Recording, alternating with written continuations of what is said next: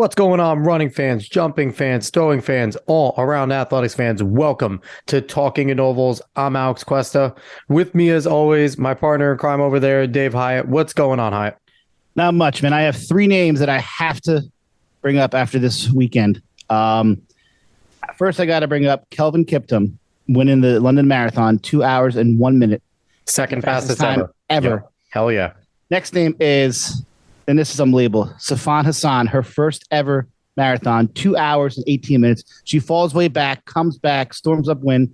To me, she has to be the most diverse female distance runner ever. I mean, she runs a 156 and 800 up to a 218 marathon. I mean, that range is just absolutely unheard of. It's ridiculous. It's insanity. And she was back at 25K. I believe she was almost a minute back. Yeah. She crawled back at like 41K, took the lead, which is insane.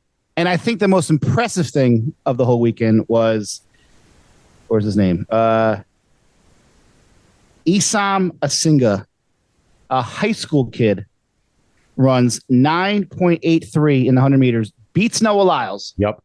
I mean, you know, I don't think that Noah Lyles is anywhere near his prime yet, but for a high school kid to run 9.83 in the 100 meters, it's just, what is going on now in track and field is absolutely just crazy. It's ridiculous and completely and totally non-track and field related. The New York Football Jets got Aaron Rodgers. Everyone can kick rocks. Yeah. So I'm excited for that. But yeah, no, we won't talk about that. We're a track show. But again, everyone, today's Monday, April 24th of 2023. I thank everyone for jumping in. Before we get into all the fun stuff, like, share, follow, subscribe, rate 5 stars on Spotify and iTunes, and spread this word of mouth. That's the most important way that we grow. Anyone that's relatively a running fan, they don't have to be a trackie. They don't have to have run cross country, ran in college, anything like that.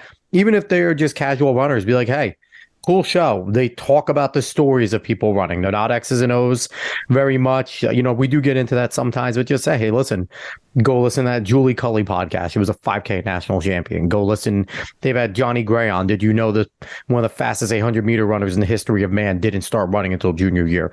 Those fun facts you get here. You don't get many other places. So definitely go tell everyone. And also go find us on the socials at Talking in Ovals. So a few PRs before we get into all of our show from my alma mater, Marist, over at the Rider Invitational. We've had the women's triple jump record go down. That is a 22-year-old record. She finished 7th place. Kiana Patharana. I probably butchered your name. I'm sorry, Kiana. 11.08 meters. That is 36 feet, 4.25 inches. So really good job. And she decimated the old record. The old record was 10.87 meters. So she absolutely destroyed the old record. And then over in the 5K for the men, Daniel Chop is the 33 man to break 15 for Marist College. The 33rd man. He ran a 14:58. So I'm excited for him. Congrats to him for joining that club. And so PRs, I don't think we have anything else, Dave. I think those are all provided to us. Absolutely. All right. And before we get into this week's show, go listen to last week's show. We had Eric Sawinski on. It was an educational show. It was a fun show. He kind of set us straight on some things and, with like some pro runners insight on how Worlds is decided and things like that, and gave us a lot of good inside baseball. He is the best pacer in the world right now. Responsible for pacing so many world records just over the last few years. So, and he was back at it this past weekend. He was out there pacing again. Yeah, he was. He's just a machine, and he's still an incredible runner. Ran 145 last year, so it's not like Eric Sawinski's washed up in any which way. So listen to last week's show. Go follow Eric. But this week we have a fun show. We have an important show coming on. It's one that's big for you, Dave. Absolutely. It's someone that we just keep on rolling in with your people. And that is, honestly, this show does not exist. The people just need to understand. I do a lot of the talking. I do a lot of kind of the moving the show along a little bit because I've been doing podcasts for almost 7 years. I've hosted for a long time. But without Dave getting like his whole entire friend group, which is absolutely expansive between South and Rutgers, we don't have a podcast. And He's described this person as someone who's unequivocally been his best friend for a really long time. He's Jason Klophaus. He was a member of Tom's River South track and field in the late 90s, mid 90s, I want to say. Over with Dave. And was an exquisite runner for them. What's going on, Jason? Hey, how are you, Alex? Doing good, doing good. I haven't used exquisite in a long time. That one just kind of came in my head. That's a great word. Kids out there, SAT prep, exquisite, use it. Great word. But yeah, Jason, I'm pumped to have you on. I feel like I'm not supposed to call you by your first name. Dave's only called you Klophaus to me. So, but we're going to get into our first segment right away. What we do every single week.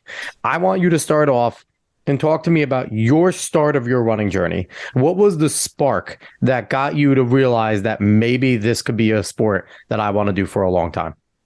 Well, that's a good question. I guess is kind of a funny way it came about. I grew up in Pennsylvania, and if you grow up in Pennsylvania, there's a good chance you wrestle. And so I started wrestling in middle school, and then got a little bit more serious about it in high school. And I know you can't see me in my totality here, but I'm definitely not a wrestler's build.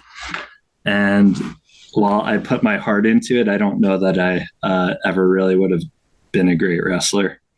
And I did find that, a lot of it is conditioning, and I'd go out for the runs and enjoy the runs and find the runs much easier. And then I kind of was like, hey, this is a sport. Why am I not doing this? It makes a lot more sense for me. So, and then, so there's a real small, I guess, I would say not very serious cross country team. I don't even know if there was a track team at Fleetwood High School, and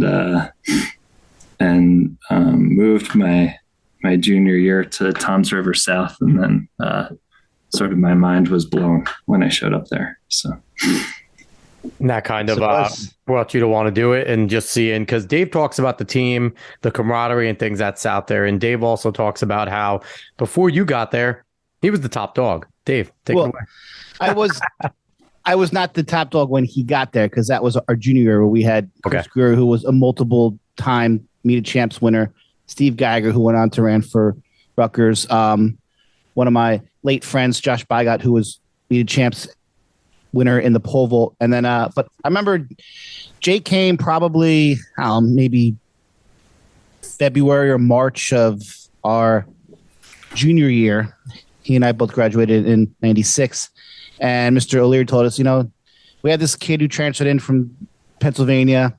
I don't know much about him. He doesn't really have, many times, because as he said, his school was really small and no one took it seriously. So he came out for spring track, went on a couple of runs with us. And, our goal was to kind of see where he was and kind of let him know that, you're not running in a little town in PA anymore. You always test the new kid, especially the new kid that has run before. It's like, okay. So it's funny, and I'll let Klophaus tell a story, but he can tell you about his first run. He was running with our friend Jason Anklewitz, who was just coming off of mono. So Jay, why don't you kind of tell us how that run went? Yeah, so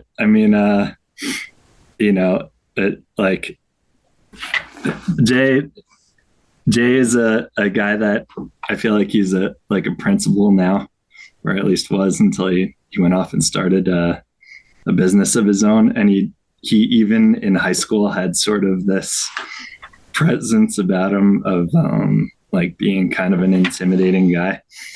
And he was very serious about school, had just gotten mono, and was kind of like, screw that. I'm not going to let the mono affect any of my life. I've got a plan and I'm sticking with it.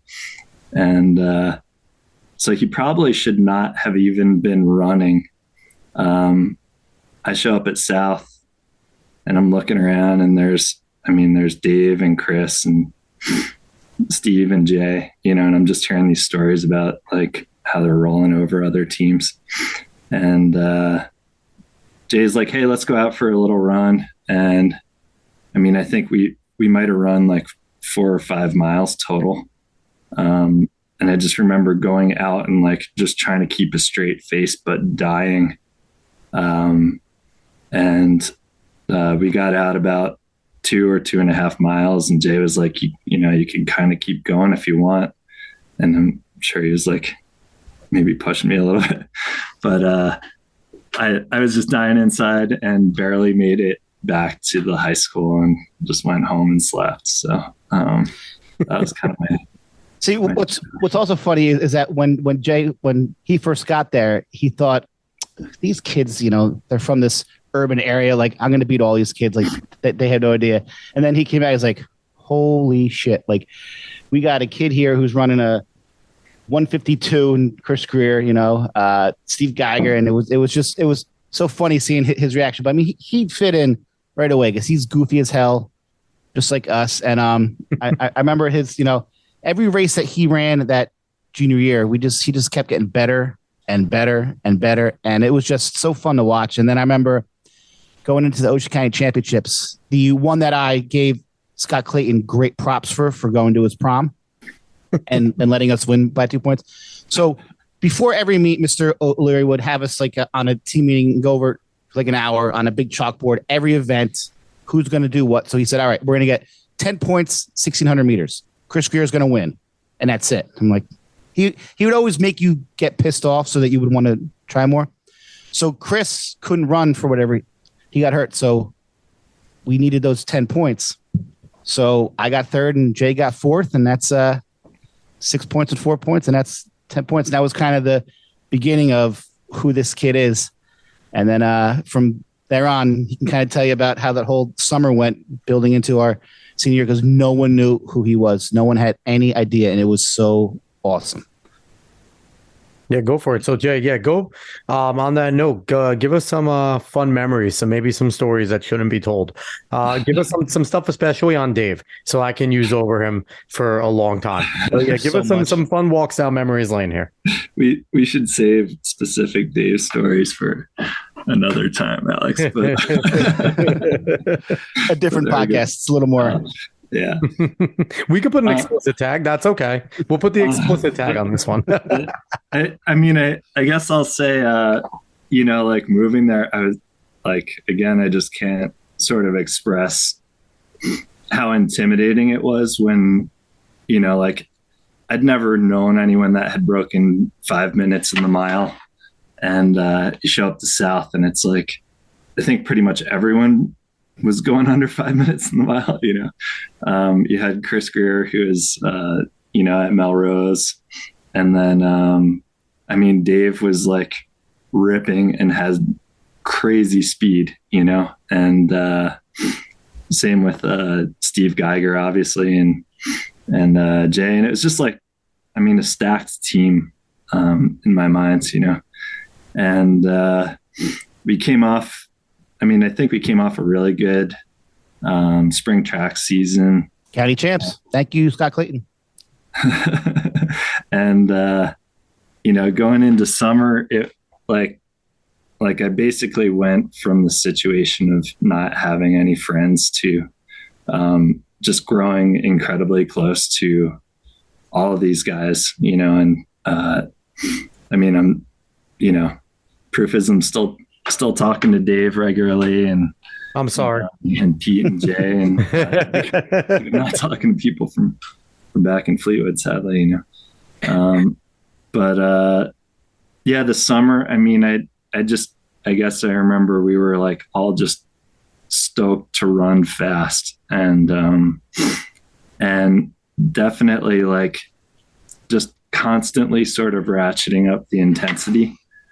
And it's, like we'd get our miles in at the beginning of summer. And then I think by midsummer we'd have these like weekly meetings, where we'd do like a 10-mile loop, and like Dave and I would just totally hammer, probably to our detriment looking back. Like every day was fast, hard, like I kind of like now how like everyone's kind of training now where they're saying like go easy on days, but so we would practice every Tuesday. We would meet at the yacht club, and Mr. O'Leary had all these different loops, and we would just go like I remember one run. It was probably the only time that I ever beat Jay in anything was we went 12-mile run, and I just blasted him, and it was like the best feeling in the world because we all knew going into that season that Jay was really something special that no one knew about.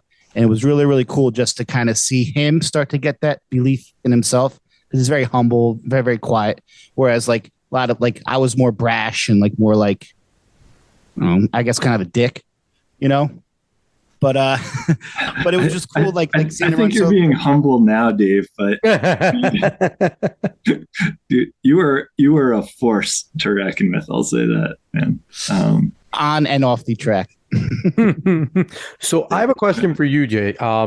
When you come there, was it kind of bizarre to see another sport? Because you were obviously used to wrestling, right? Fleetwood, everything was wrestling. That was like the big thing. Was it kind of bizarre to come to a school like South? And I know something about the Tom Servers. They're pretty serious about all their sports. They have a belief that each one of their teams can compete at a high level. And that's, whether it's South, East, North, they all believe that all their teams belong, to be at the county champ level, at that level. Was it kind of weird stepping in and going, wait, there isn't one main sport? Like there's kind of like each sport kind of takes their own thing real serious. And especially at the time, South track was the big thing. XC and track, like you guys were kicking ass then. And, the only team that kind of stand in your way for a little bit was Manchester. Thanks, everybody. But but really, not Manchester then. A few years later. Was after a few years later, yeah. But we're not very good, especially in cross country then. But overall, like, was it kind of a culture shock to see like it wasn't just one sport that was the focus? Like every single sport took it real seriously. I mean, I would say that was a culture shock. Like everything was a culture shock, honestly. Like it went from a graduating class of 100 to probably 1,000, and I mean, it was much more of like, I don't know, it felt like a city compared to where I was. And everyone was just so good in comparison. Like, I mean, it was just, yeah, there was real training happening, I guess. Yeah. So. Yeah, it's different. So, I always like to joke around and say, like, XC especially, you talked about how you, like, made, like, lifelong friends. And, like, when I ran cross country, like, I created those bonds. Some of my best friends came from that. But it also was very culty. Like, it really, like, out of so many other sports, I feel like swimming and cross country are the two most, like, culty sports, and maybe lacrosse goes. But it's, like, you kind of get that. But it is a good thing in a way because, like, you all suffer do so freaking much in order to do the training, like you and Dave hammering all the time and things like that. And it's just so common to, and I've said this before, running is a different sport where it doesn't matter if you got first or last. If you gave 100%, you guys felt the same exact pain. And I think that that's where the respect level comes from everyone. So like, how did you kind of fall in love with the training and the team first, or did you fall in love with getting success? I'd say for sure the team.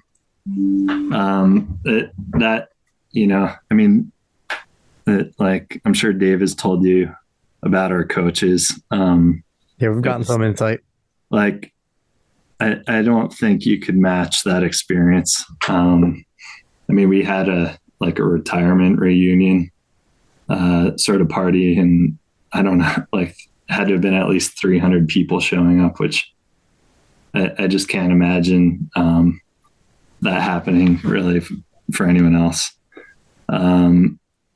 But yeah, I mean, when I showed up and kind of like new school, meet these, meet this great group of guys, and then, I get in the locker room and it's just like story after story that like you just wanted to live up to sort of that benchmark that was set, and we're kind of in awe and just, I don't know, it was magical time for sure. So I remember our first XC race senior year. We ran up at Elizabeth at Warnaco Park. It was either the Stewart Memorial. No, it was the class meet. So we ran up. So it was all seniors in our race. Gun goes off. It's Wilfredo Rivera running for Old Bridge in there, who we've had on our guest, one of my other really good friends, one other person, and then Klophaus are the top three. And I remember talking to Will in college. He's like, who the hell was this kid from? He's like, I knew who you were. We're like, who the hell is this kid from South with these spandex shorts on under his short shorts, freaking running in training shoes, and I can't shake him. And it was funny because Jay actually ended up third, but like at that point on, we're like, oh man, like this state has no idea what they're getting into with this kid. And then he kind of carried us, I think it was second county meet, to Sean McCafferty. But that whole season, like he was our missing piece that helped us go on to win our third straight state sectional. If Jay hadn't transferred there, then we would have been probably one runner short. Not only was he a huge piece, he was the lead piece of that whole team. He led us in every race. And it was funny because my mom mentioned on the podcast, like that was supposed to be my senior year. I was the happiest person there because the team was better, but it was amazing having him there and just kind of leading us through every race and just giving us something to push for every day as a team. It was incredible. So yeah, Klophaus, talk about your senior year. Talk about kind of, junior year, you obviously came in, you were kind of getting your bearings, right? But then you figured by the end of that season, like, hey, I'm a pretty good runner. Like I can run with these guys. Now, you talked about that summer training. Talk about how senior year goes, because like Dave said, you obviously you became the lead guy. And what was that like kind of coming in still semi-fresh? You came in midway through junior year, right? And now all of a sudden, Dave and your fellow teammates are kind of looking for you to lead the way to get you guys to the promised land. What was that like? Yeah, I mean, it was kind of a trip,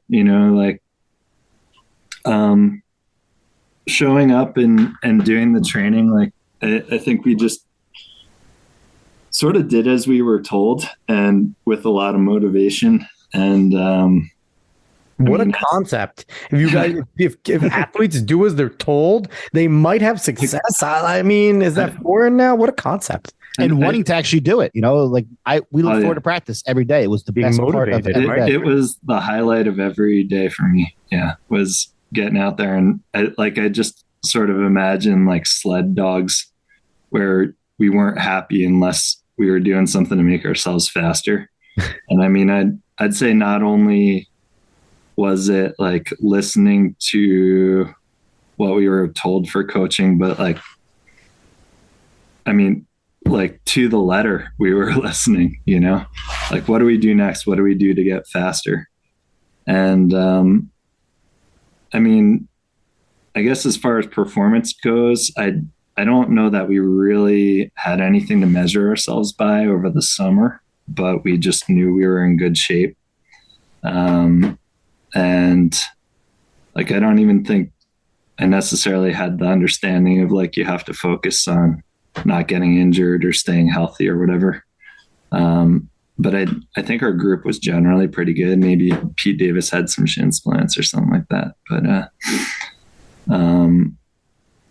and then starting cross country, I was honestly just shocked. Like when I was finishing well, I mean, Dave kind of described it well. Like I was a goofy guy wearing spandex shorts and trainers. And so I have a quick question when it comes to XC real quick. Dave, were you kind of a catalyst to telling Jay, like, no, run up front, go out and lead, run fast, like, don't be afraid. Like, cause one of the things, like, it is a scary thing to be like, okay, now I have to go and take the lead in a race, and you want me to what? Like, I think, were you kind of the encouraging factor there, telling Jay, like, no, go win this race? I think we definitely had different roles. He was Jay might have seen it differently, but he was definitely the best runner, but he was really quiet. So I think my role was more to get everyone on the same page and to get everyone motivated. I was more the leader in that capacity. The vocal leader. Whereas Jay was just like a quiet assassin who just went out there and was just leading us in the actual races. But I felt like my job was to run fast, but to kind of lead everyone and keep us close, because we hung out every day after practice on the weekends. Like there wasn't a day where at least one or two of us wasn't hanging out together. Like we were super, super, super close. So I mean, I don't know, Jay, do you feel that was kind of more my role in a sense? Yeah. I mean, I would definitely say Dave was the sort of the lead of the squad. And he gave me a ton of advice throughout the season. And it, there were times it was like like first time I ran on a bank track. What the heck is this, Dave? Like that sort of thing. Your best quality, I think, was that you didn't know anything. So you didn't have any expectations. Anything. Like he didn't know any other runner. So like he just ran. Like I feel good. I'm going to run fast. So I think there's something to that says like sometimes the less that you actually know, the better it can be, because you don't get nervous, you don't get anxious. You just kind of, all right, I feel good. I'm going to keep running with these guys. So I think that was his best thing. Even when he got better, he didn't know shit. Did that make you want to become a coach more, Dave? Was it like, I'm molding this guy to be really fast, maybe I could do this as well? I think from the moment I met Mr. O'Leary, I wanted to be a coach. He was just like one of the most inspiring men that I've ever met in my entire life. And I mean, he was the actual leader, but like my job was to pull people aside. Like, you're not doing this, you're not doing that. And then, Jay just led us, and then, so like, Jay, we finished cross country. You have a very good year. We all kind of teetered out towards the end. And then we have winter track, which was awesome at that point. And I want you to tell the story about your first win in winter track when we ran at Seton Hall. It was a 3,000 meter. Kind of explain the shenanigans that happened to you in that race, just proving how little he actually knew. R.I.P. Seton Hall track, by the way. Long time ago, but still terrible. Go ahead, Jay. Well, if I remember right, it was like it might have been like 160 meter. No, it was a full 200. Was it a full 200? But it was a 3,000, not a 32. Okay. Yeah, and so indoor track. It's the first I'd ever run on an indoor track. It got a little confusing for me, I guess. It certainly can. Most of the race, but I remember coming into to final lap, hearing the bell, and kicking, and then coming over the the finish line, and then hearing the bell again and kicking again.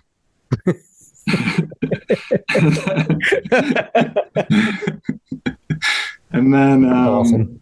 And then coming around again and hearing the bell again and kicking. And oh no.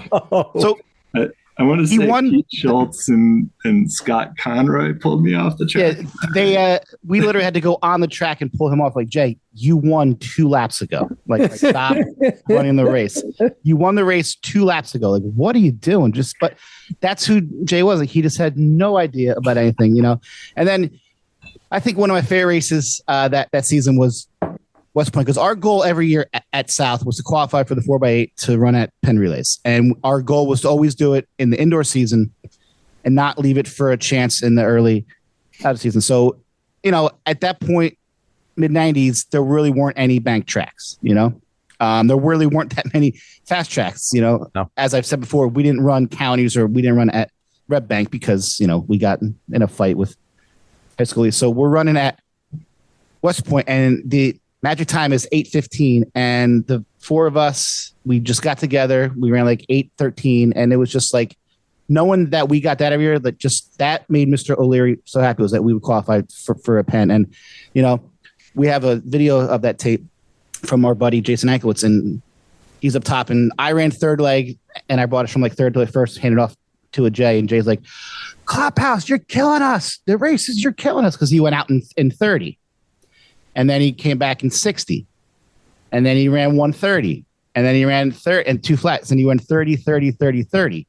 Wow. which is what he was. He was just a machine. And like our buddy he's screaming at him, "You're going out too slow," because everyone's going out like 58, 57. They're catching him, and like, kept going.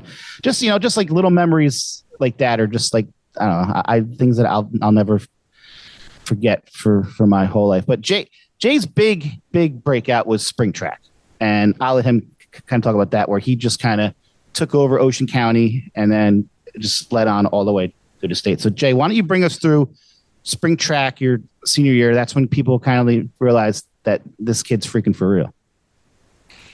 Yeah. I'll try and remember the best I can. I got your back. Yeah, Dave's an encyclopedia with this stuff. Like, he remembers it all. It's freakish. Yeah. It's crazy. Like he was built to be a coach, Really was. Very good one as well. It's crazy. Yeah, I guess spring season, I honestly don't remember a lot. I think I won counties. You won counties in both. Okay. In the mile and the 2. 929 and 424. The short conference I remember really well. Best race that I ever saw. That was like, I don't know, it could have been the race of my life. Let's hear about it. Well, so, I mean, I guess I was catching on to racing, and I think at that point I had a pretty good handle on like, I don't know, race strategy. Something I this is there was John Clark, who was a very talented runner that was going to be in the race, along with a few other guys that I don't remember, but I remember John, and he was like a, I don't know, 156, 157 half guy. And I know he'd run a fast mile already. I don't remember. Sub 420. And I think your best was 424 at that point. Yeah. And so like, this will make a lot more sense when I tell you, Alex, that I'm probably the slowest sprinter you've ever met in your life. Like, not exaggerating. We do 200 track workouts and I'd be like second to last, running as fast as I possibly could. 58, 400 was like your all out possible. Yeah, maybe 59. Literally. Yeah. I hit 57 once in college,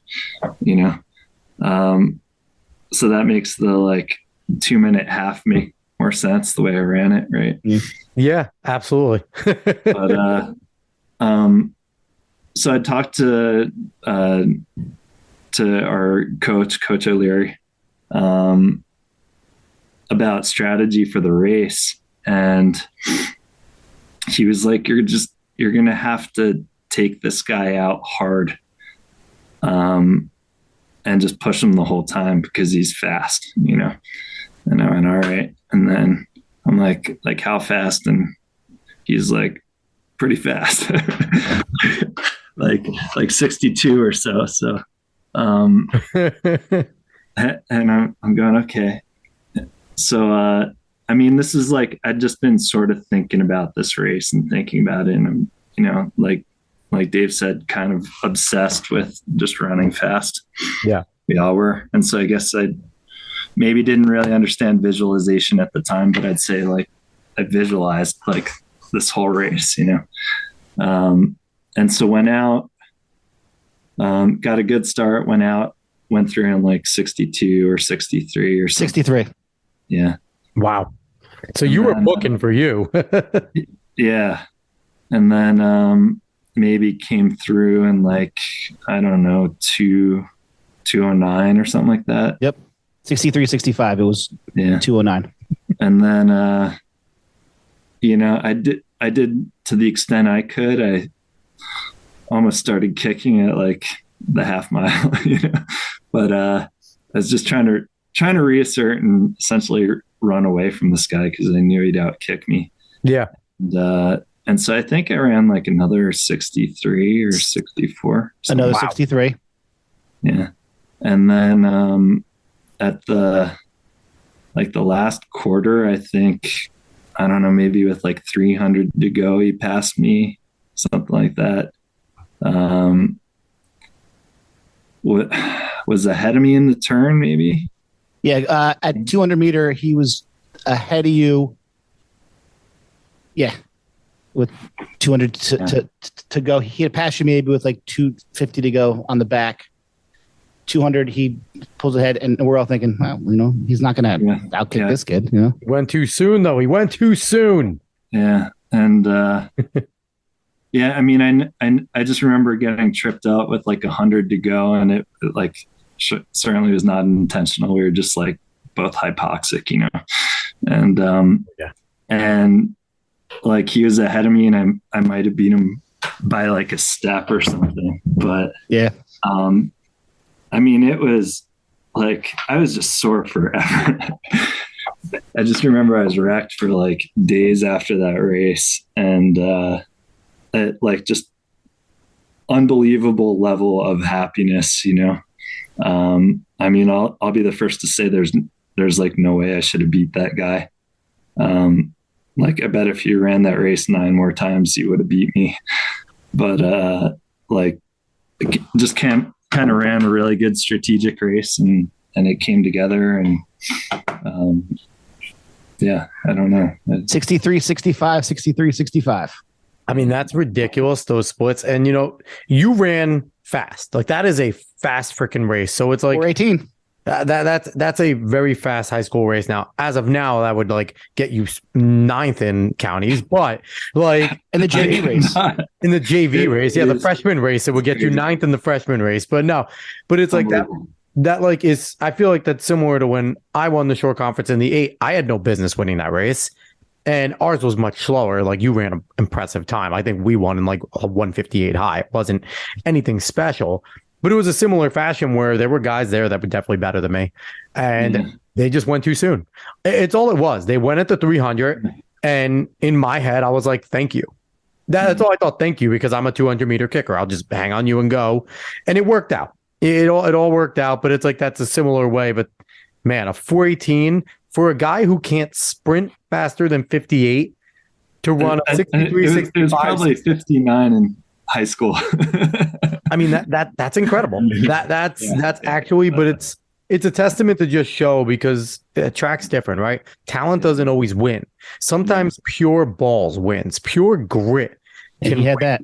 And I mean, that's incredible. So you went on to run in college. You ran at Penn State, right? I just got one more thing that go ahead, I want to mention. All right. Yeah. So to end his last year, really his first whole year of running for the whole year, we get to the meet of champs. The South School record had stood for 25, 30 years. It was like 9:27, right?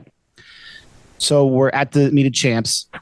I think Jay was like the 6th seed because he didn't run as fast in the groups. I think he was even like 2nd or 3rd in groups.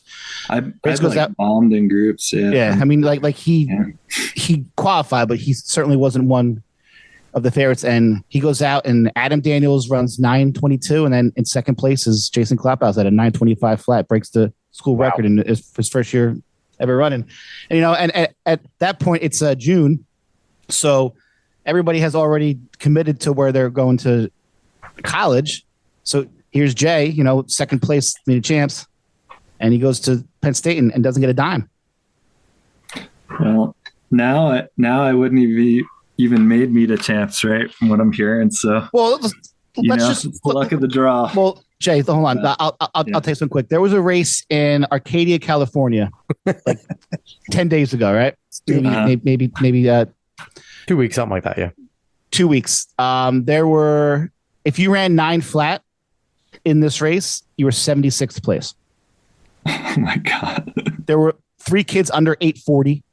All high school. All high school kids. This wasn't anything. These were all high school kids. Yeah. It's again though, but we brought it up. We talked about this a lot. The training methods are different, and we never brought up, Dave, the athletic training methods are different, right? Athletic trainers know a lot more now. They know a lot more about stretching. They're much more engaged in like the pre-race massages and things like that. I remember like getting into ice baths is much more encouraged, I believe now. Even when I was there, I took ice baths all the time. You were looked at as a weirdo at times in high school, right? It wasn't college. It was necessity. You went to college, you took ice baths. This was what you did. But in high school, there weren't that many and the tubs were there, but it was like, I was one of the rare people that'd be like, make sure my ice bath is ready. Like it didn't really happen. Well, I mean, plus like, like, especially during cross country season, like if we were training room and our trainer, Debbie Moranti, was awesome, but if we were training room and it could have been a freshman football player or a JV football player, like, all right, cross country guys, out of the tub, like no one cared about us, like, but so like it was hard because we only had one trainer. She was great. And when she had time, she was there, but she was told that her priority is football or baseball, especially at times they were south with baseball, like, so like we were never, so like things would get worse and worse and worse because we weren't afforded the opportunity to get all those things. Yeah, we had Kathy. Yeah, Kathy was amazing. Kathy was great. She was equal for everyone. She didn't honestly, Kathy did not favor a single sport. She was one of the best athletic trainers in the whole state, without a doubt, for her whole entire tenure at Manchester. And we were fortunate that when we came to Kathy, the place could be stacked and she would still stop. She would tell you, but she would give you individual care. And I was in there enough wrapping my ankle every freaking day because I had bad ankles that there were times where Kathy would be like, Alex, wrap that ankle, because she would be so stacked. She'd be like, help them. You wrap your own and then help them. I knew how to do my own ankle. She was still there when I was coaching at Manchester. She was fantastic. Yeah, she had her own little golf cart and everything. We whatchamacall, we balled it out. We gave her some like chrome rims on her golf cart. It was amazing. But Jay, you get to Penn State. Yes. Yeah. How was that? How much of a different shock was that than from going from Pennsylvania to South? Like now you're in college. You're running in the Big Ten. Yeah. You're probably not considered one of the guys because you're not on scholarship. So like, how did that whole thing play out? Yeah. Well, I mean, it was eye opening again. It was like I had a real old school coach, Harry Groves. He'd passed away not too long ago, but he was definitely like a cornerstone of the running community at Penn State, and he was a real old school guy. Like, I mean, mileage is everything. And came in and I remember this idea of like, we were going to time trial quickly and hopping in and just like everyone's running, at slowest high 420s for the mile. Yeah. And that's kind of like hey, did you actually train over the summer? Whatever sort of thing. And I remember all the young guys throwing elbows because we thought we could get cut. It was like very much an idea that like you wouldn't be around, and then one of the older guys was like, hey, chill out. You're actually just like fine. I'm like, okay. But, and then I think the first weekend we went up and did a mountain run that was like 15 or 16 miles. And yeah, I mean, I can't say I even remember the pace, but I just remember most of my freshman year just coming home, trying to maintain enough energy just to eat food and then fall asleep immediately. And it like, I mean, I know you guys say training methods are different, and I'm sure they are. It's too bad we would all have been like sub 9 minute 2 milers back in the day with some stretching or something,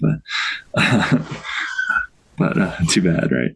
Yeah, I mean, but like so like Jay and I we would still talk a lot then, on the phone because I was at Stroudsburg and he was beating kids who were on scholarship. He was running really, really well, and I remember going to the Penn relays. Mr. O'Leary took the team up Thursday night, one night earlier than usual, just so because Klophaus was running in the 5K at Penn. So like all of us old South guys, we were all there to watch him run. Like his old coach, and I know he ended up running like 14:30 or something. Like he was just. Yeah. But like you, to me, you never felt like you were comfortable there. Like it's almost like you felt like you were a little disrespected because you were beating guys who were on scholarship and you were like top guy in cross country. You were qualifying for regionals and So what led to you to decide to call it quits after sophomore year? You know, I don't know. Honestly, I think probably the biggest thing was for me, the coaching and team environment did not feel like everything I loved in high school was. I developed a lot of close friendships there, but it was, I don't know, it just didn't feel the same, I guess, and, I would say that like I'm good at running, but I don't know that I'm someone that just loves running. I think I I loved that time in my life, but I don't like go, oh, I got to go back and run in that same way. And for me, like the friendships in high school were so tight, and like the coaching was so great. And I just, I think for some people it works and others it doesn't when you're with different coaches. And I think Harry Groves probably thought I was like a screw off, and to some extent I was, like, I kind of had this look of like, I was smoking weed all the time and I wasn't, I'm like, I was drinking all the time and I wasn't, and I was extremely serious about running, but it'd be easy to miss that, I think, and I think we, like for whatever reasons, we just didn't see that eye to eye. And I also got like really excited about rock climbing. And I was trying to do that all the time and run, and not doing a very good job in school. And like, I guess my interests just sort of like migrated. So, college running is difficult, right? And any college sport is difficult because it really becomes a job, and you're getting to a level where, like you said, you got on there and everyone was like, all right, 420 high mile, that's the minimum. And it's like, then you realize you step in there and you went to a place like Penn State, which is a Power 5 school. And everyone on there was a county champ, a conference champ, a state competitor who wasn't a state champ, and, who didn't have a school record and this and that. So you're quite literally every single time you're practicing, it's essentially like getting on that meet a champs line and practicing with all those individuals every single time. And it does get difficult, and it is demanding. It's a job, and it's not for everyone. And, I could see people falling out of love with the sport in that point, because like you said, one of your first runs, it was like, all right, go run up a mountain for 15 miles. And you're probably doing it at like a low 7 pace, high 6 pace. So it's not like it's an easy thing. And then, there's always the last mile hammer. It's a college thing. Everyone hammers the last mile. It's just what happens. So like, you're now sitting there and you're dropping like a 5:30 or low 5 minute. And you're just like, what is life? Like this kind. So it's, it definitely is something that isn't for, everyone. And again, you get a different passion. You're over there in the mountains in Penn State. And you grow as a person, you're changing, if like we were so close in high school that I had a hard time in college too. Cause like I was trying to get that same feeling that I had in high school, and that passion and that love, and it just wasn't there. And it's like, like I ran just as much for my teammates in high school than I did for myself. And it wasn't a job. It was like, it was life. It was everything that I loved and cherished. And I know Jay felt that same way. And it was just, it's just different.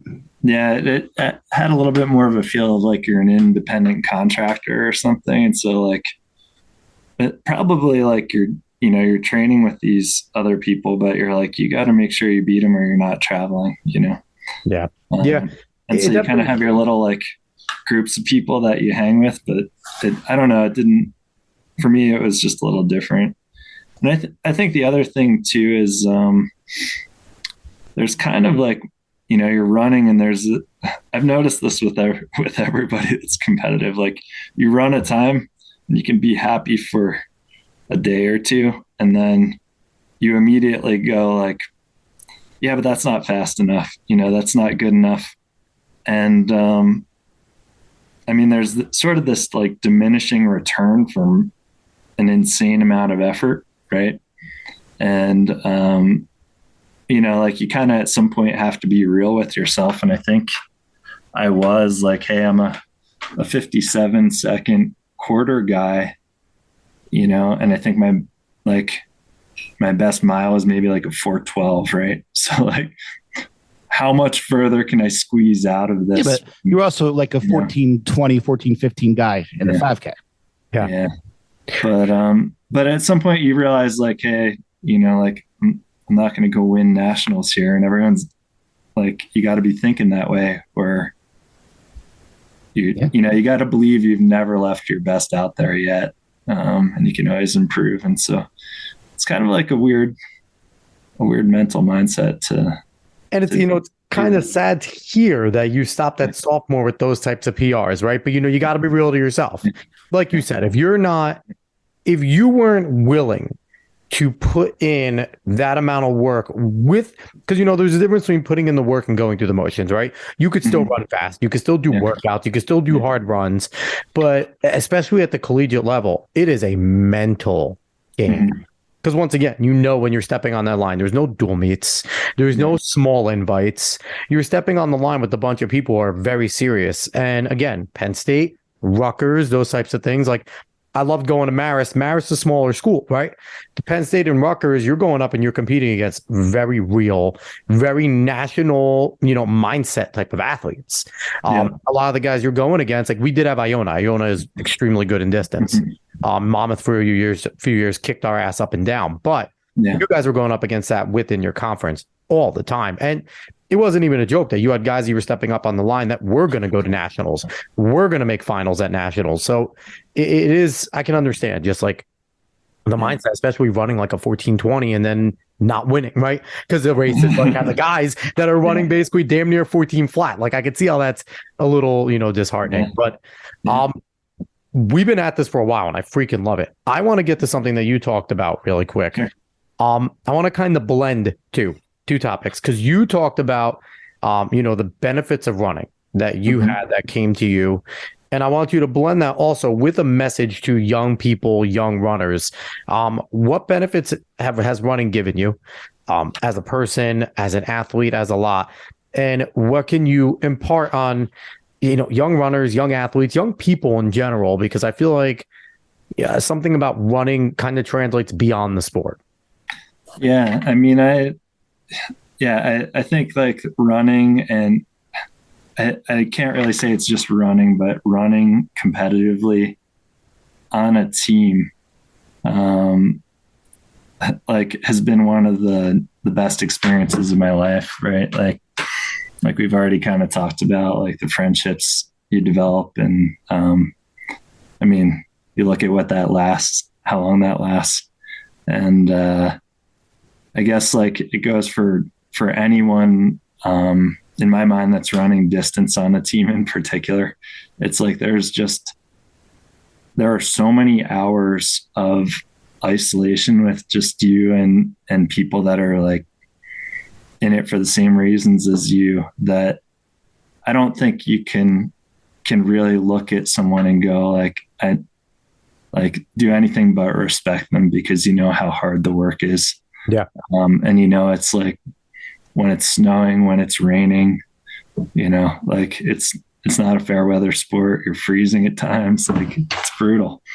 But I think all those things kind of just sort of like sum to making you a better version of yourself. And I guess this, like the idea of training is sort of an interesting one too. I think people just need to realize they're maybe capable of a lot more than they would think at first glance. And it's like, I'm sure you guys would say this the first time you went out running, like it just hurts like hell. It's really not fun. And I mean, workouts in any sport, I think if it's a workout that's serious, you're about ready to quit when you're halfway through the workout. And the rest of it is kind of gritting it out. And there's just that really cool cumulative effect of doing that over and over and like slowly raising your bar, that I think leads to something that's like, it's hard, but it's worthwhile. And, like sort of creates lifetime memories. And I think that's true with sports, in general, but running, it's so highlighted because it's so relying on preparation. And then there's this like nervousness and coming to terms with performing, and it's just great. So, yeah. So how much do you feel all of those experiences have helped you later in life as a business owner, as a father, in so many ways, all of these things that you've been through because of the sport of running, particularly distance running, like how much did that really prepare you for the next chapter in your life? I think it'd be hard to say how much, but I have to think a good amount. I mean, there's, with all these things like having a business or raising kids, it's like you're trying to grow something, you're trying to do something right, and there's times that it's not enjoyable. But I think it's, you got to put your head down and do the right thing to do. And I mean, I think that's like the biggest challenge of running that was taught really early on, right? Like you're sitting there and you're like, I got to get my 10-mile run in today. And it's not really the first thing you want to do. You're sitting there and you're like, if I can just get changed and get my shoes on and get out the first mile, the rest of it takes care of itself. But it's taking that first action. And I think that translates very well to a lot of the rest of life. So definitely, and there's one thing about running, and I tell everybody, and I think this does fit for life. Like you said, get your shoes on, get outside, take that first step. Once you take that first step, and you can't turn around and see your house anymore, you're in. And you just got to do it. And I think that's a big thing for life, because a lot of things in life is just getting off your ass and going to do it. Like Dave and I, we get off our ass at least once a week, come over here, put on mics, do our thing, and we just do it. And it's something that we just did, and it's something we found great enjoyment in. Like I've been podcasting for a little while now. Dave has joined me. He's, he was a guest on one of my shows, and he's like, I really like this. I would like to do this. And then, Worlds comes along this past year, and he's like, podcast. And I'm like, yep, I have the means. Let's do this. And here we are. And again, it's getting off your ass and doing it. And running is a really good thing because, it's real easy, especially in the summer when it's nice and we live by the Jersey Shore. It is real easy to not get up or to get up and go, I want to go to the beach today instead of my run. And then just go do that instead. And it's like, I'll swim a little and that's the same. And kind of convince yourself to do that. It takes a lot of discipline to run and be a good runner. Anyone can run, but it takes discipline to be a good runner. So I think that is a message, especially for the youth right now that has a lot of instant gratification, that, is everything all about quick things and things like that. Things are a grind. Klophaus is a fast guy. We didn't talk about a lot of his PRs. Dave mentioned them right around there, 412, 1418, 1420. Like those are no times to scoff at. Jay was a very fast individual, and, you can hear he's extremely humble, but you then heard his story. Junior year, he was good, not great, got good his senior year. And in reality, you really ran for like 3 years and change. And you went from being a kind of okay runner to a lead runner at a major school. So it takes time. Everything's a grind. And I think that's kind of a message that we got from this podcast. Just grind. Absolutely grind and work hard. But it's funny, you guys, like you don't remember the hard days, but you remember the great days, don't you? It's like you don't remember dying halfway out on your 15-mile run. That's why we're here. We're here to bring back all those awful memories. I'm a nerd, and I remember every step that I ever took, or that any of my friends ever took. I'm like, I believe you, Dave. I remember the long runs being the fun part, though. Like, when you all start out and, over at Manchester Hyatt knows we have Sarco and we call lakes and double lakes. And they're like, the lake is, what is a lake? Like 4 or 5 miles, a double lake, maybe to 6. And in high school, they're pretty substantial and it was in sand. So it wasn't like fun, but like, I remember just getting out there and, you'd initially get out there, you'd go around the first part of the lake and then something happens and it clicks and now you're hammering. And that's what you kind of remember. You get those like kind of memories of you're all talking, and it's kind of an no one says anything. Someone just kind of starts going. The conversation pace slightly picks up little by little, and then that last mile and a half, there's no talking. It's just the conversation stops, and you're just going, and then you get there, Street. And then you get there, and coach looks at you and goes, "The hell! I told you guys to do a long run. What is wrong with you guys? Like it was supposed to be easy." But yeah, it's a different beast. Track's a different beast. And Jay, the show was awesome. Thank you so much for coming on and walking down memory lane with us. Well, I had a great time. Thanks for having me on. And Jay, man, great memories to relive. So you're definitely a person that I wanted to have on this show. I've known you since the day that you moved to Pine Beach. It's been an honor being your friend, following your running career, running with you. And I'm just beyond proud of the man that you are now. And you still instill so much positivity into my life every day. I have such amazing memories of all of us running, and I just love you, man. Well, thanks, Dave. That's warms my heart. And, I consider you to be like a brother. And, I don't know. I miss you. Wish I could see you more. And, thanks for having me on here. It's awesome. And I'm proud of what both you guys are doing with this podcast. Thank you. It's great. Thank you. We love doing it. We love being able to just talk to people and get their running stories, because running is a sport that's the same, but everyone's story is so different. And that can be a tagline, Dave. Running might be the same, but everyone's story is different. There you go. I like it. Me making things. It's all because of you, Jay. You inspired me to get that. But once again, we're here talking in ovals. He is Jason Klophaus. He's obviously one of Dave's best friends. Great runner from Towns River South, Penn State. And, thank you so much for coming on, everybody. Thank you so much for listening. Go give us a like, share, follow, subscribe, rate us 5 stars. Once again, spread this word of mouth. Go find us on the socials at Talking in Ovals. We'll be back next week. Hopefully we'll have some more PRs. We'll go hound some people. We want to talk about people doing fast things and good things. So everyone, thank you so much for listening. So long. See you next week.